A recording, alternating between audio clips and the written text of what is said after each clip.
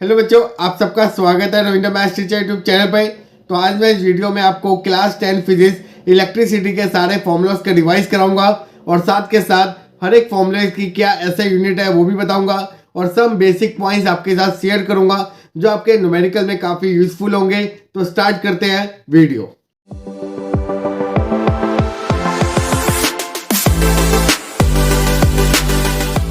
जो हमारा first formula है वो है हमारा इलेक्ट्रिक चार्ज। इलेक्ट्रिक चार्ज का फॉर्मूला होता है Q is equal to N E, where N is number of electron और ये होता है हमारा चार्ज ऑन वन इलेक्ट्रॉन। और वन इलेक्ट्रॉन का कितना चार्ज होगा 1.6 इंटू 10 की पावर -19 कूलम।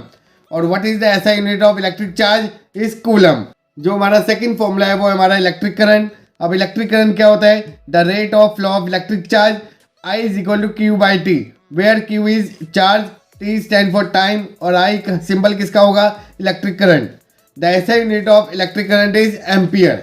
अब वो कौन सी डिवाइस है जो हमारी यूज करते हैं to measure the electric current, that is called ammeter. और एमीटर का हमारा सिंबल क्या होगा, ए स्टैंड फॉर एमीटर। और इसको हम सर्किट में कैसे डिजाइन करेंगे, कैसे कनेक्ट करेंगे, they are always connected in series. तो इसको हमेशा हम सीरीज में कनेक्ट करेंगे और ये सब बेसिक पॉइंट्स है। 1 milliampere is equal to 10 की पावर -3 एम्पियर और 1 microampere is equal to 10 की पावर -6 एम्पियर। ये आपका जनरली सिर्फ न्यूमेरिकल में आपको यूज हो सकते हैं, तो इस करके ये आपको ट्रांसफॉर्मेशन पता होनी चाहिए। जो हमारा थर्ड फॉर्मूला है वो हमारा electric potential, V is equal to W by Q, where W is work done और Q हमारा होता है चार्ज। तो what is the SI unit of electric potential, volt. अब वो कौन सी डिवाइस है जो हम यूज करते हैं to measure the electric potential, that is called volt meter.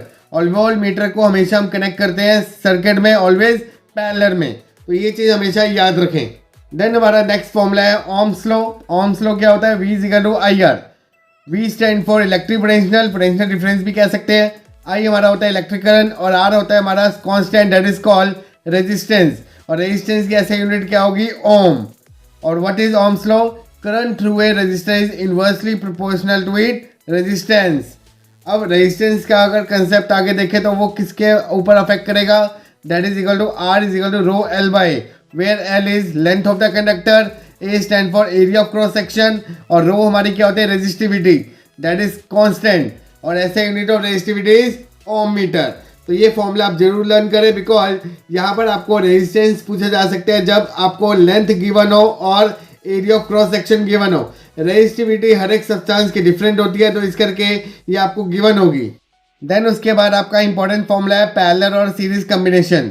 Series combination के लिए आपको पता है कि सीरीज में हमेशा हमारा हर एक अप्लायंस में करंट क्या होगा, सेम होगा, पर हर एक अप्लायंस में वोल्टेज क्या होगी, डिफरेंट होगी।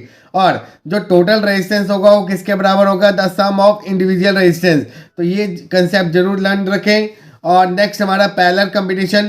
पैरेलल कम्बिनेशन में हर एक अप्लायंस में जो मेरा करंट होगा वो क्या होगा, अलग होगा, बिकॉज यहाँ से अगर मेरा करंट अगर जा रहा है तो ये 3 पार्ट में डिफरेंट पार्ट में चला जाएगा।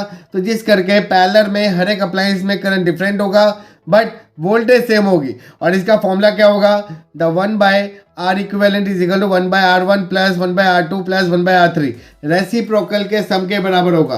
तो ये कंसेप्ट जरूर लर्न करें कि सीरीज में हमारी क्या सेम होता है और क्या डिफरेंट, और पैरेलल में क्या सेम और डिफरेंट होता है। तो ये आप जरूर लर्न करके जाएं। देन हमारा नेक्स्ट इंपॉर्टेंट फॉर्मूला आता है heating effect of electric current. इसमें हमारा फॉर्मूला क्या यूज होगा, H इजिकल टू VIT। और VIT में अगर आपको रेजिस्टेंस गिवन है तो आप I²RT यूज कर सकते हो। ये फॉर्मूला इससे ड्राइव हुआ है according to Ohm's law, because V क्या होता है IR, तो IR पुट करने से क्या बन गया, I²RT। और SI unit of heat is joule, because it is a kind of work, और वर्क की यूनिट क्या होगी, जूल होगी। तो इस करके कन्वर्जन याद रखें हमेशा। और हीट फॉर्मूला के अनदर फॉर्मूले भी हो सकते हैं अकॉर्डिंग टू देयर रिक्वायरमेंट। अगर आपको वोल्टेज गिवन है, करंट गिवन है, टाइम गिवन है, तो आप इस फॉर्मूले को यूज़ करें, अदरवाइज आप इस फॉर्मूले को यूज़ कर सकते हैं या फिर इस फॉर्मूले को यूज़ कर सकते हैं। तो ये आपको एक फॉर्मूला लर्न होना चाहिए और अकॉर्डिंग टू देयर ट्रांसफॉर्मेशन आप उसको चेंज भी कर सकते हो as per their requirement. Then उसके बाद आपका जो नेक्स्ट फॉर्मूला है वो हमारा पावर। पावर क्या होती है कि कितने मेरा अमाउंट ऑफ वर्क डन हो रहा है पर यूनिट टाइम किसी भी सर्किट में, तो उसको क्या बोलेंगे, पावर बोलेंगे। और पावर का फॉर्मूला क्या होगा, वर्क डन अपॉन टाइम। तो अगर आपको करंट और रेजिस्टेंस या फिर वोल्टेज गिवन है तो आप इस फॉर्मूले को यूज कर सकते हो। P is equal to I²R P is equal to V I, या फिर P is equal to V square by R, या फिर P is equal to E by T. E मतलब एनर्जी, बिकॉज वर्क डन भी हमारी क्या होती है, एक तरह की एनर्जी होती है, तो इस करके आपने कंफ्यूज नहीं होना। और यहाँ पर आपको पूछा जा सकता है कि what is the SI unit of power, that is equal to watt, और 1 किलोवाट आवर किसके बराबर होगा, 3.6 इंटू 10⁶ जूल के। तो इस रिलेशन को आप भूले ना।